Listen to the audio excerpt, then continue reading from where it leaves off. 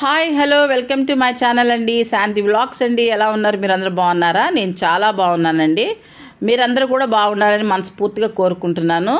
ఇప్పుడు మనం వీడియోలో బొంబాయి రవ్వ ఉప్మా అన్నది ఏ విధంగా తయారు చేసుకోవచ్చు అన్నది ఒకసారి చూద్దామండి. దానికి కానీ కావాల్సిన ఇంగ్రీడియంట్స్ వచ్చి బొంబాయి రవ్వ 1 కప్పు, అలాగే ఒక పెద్ద సైజు ఉల్లిపాయను చాప్ చేసుకోండి సన్నగా, కొన్ని వేరుశనగ గుళ్ళు తీసుకోండి, అలాగే కొన్ని తాలింపు దినుసులు అండి, కొద్దిగా కరివేపాకు, కొంచెం పచ్చిమిరకాయలు, అలాగే జీడిపప్పు అండి. అల్లం ఉన్నవాళ్ళు అల్లం కూడా చిన్న చిన్న ముక్కలుగా చేసుకొని వేసుకోవచ్చు. ఇప్పుడు స్టవ్ వెలిగించి పాత్ర పెట్టుకొని దాంట్లో ఉప్మాకు తగినంత నూనె వేసుకోండి.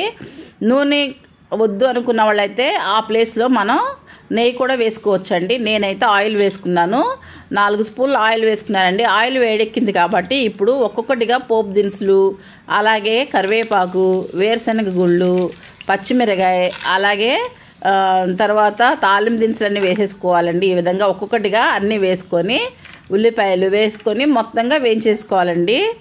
వేయించుకొని ఉల్లిపాయ సగం వేగిన తర్వాత కొంచెం ఉప్పు అన్నది వేసుకోండి. ఎందుకంటే అలా వేసుకోవడం వల్ల ఉల్లిపాయ అన్నది త్వరగా మగ్గుతుందండి. చూస్తున్నారు కదా, నా వీడియోలు ప్రతి ఒక్కటి చూడండి ఫ్రెండ్స్. చూసి మీరందరూ లైక్ చేయండి. ఎందుకంటే చూస్తున్నారు కానీ వీడియోని లైక్ చేయట్లేదు ఫ్రెండ్స్. లైక్ చేయడం వల్ల నా వీడియో ఫర్దర్గా కొంతమందికి ప్రమోట్ అవుతుంది. మీరు ఇండైరెక్ట్గా కూడా నాకు ఎంతో సపోర్ట్ చేసిన వాళ్ళు అవుతారు. దయచేసి ప్రతి ఒక్కరికి కూడా లైక్ చేయండి. పూర్తిగా వీడియోని చూడండి. చూస్తున్నారు కదా, ఉప్పు అన్నది నేను కొంచెం వేసుకున్నాను. ఇప్పుడు మొత్తం ఈ విధంగా ఏగిపోవాలి చక్కగా. చూడండి, ఈ విధంగా కలిపేసుకొని ఒక 2 మినిట్స్ తర్వాత శుభ్రంగా అంతా ఏగిపోతుంది. చూసారు కదా, ఈ విధంగా ఏగిన తర్వాత ఇప్పుడు మనం 1 కప్పు బొంబాయి రవ్వ తీసుకున్నాం కాబట్టి 2.5 కప్పులు వాటర్ అన్నది తీసుకోవాలి. ఇప్పుడు నేను 2.5 కప్పులు వాటర్ పోసుకున్నాను. ఈ టైంలోనే మనకి ఉప్పు అన్నది సరిపోయిందా లేదని చూసుకొని వేసుకోవాలి ఫ్రెండ్స్. ఇప్పుడు 2 నిమిషాల్లో ఈ వాటర్ అనేది బాగా తెరులుతుంది.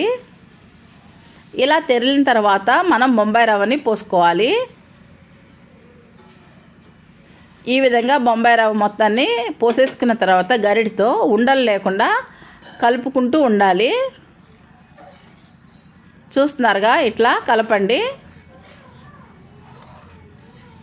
మొత్తంగా ఉండలు లేకుండా కలుపుకోవాలి. మనకి ఉండలు అయితే లేవు అని అనుకున్న తర్వాత మూత పెట్టేసి ఒక 5 నిమిషాలు మగ్గనివ్వాలి.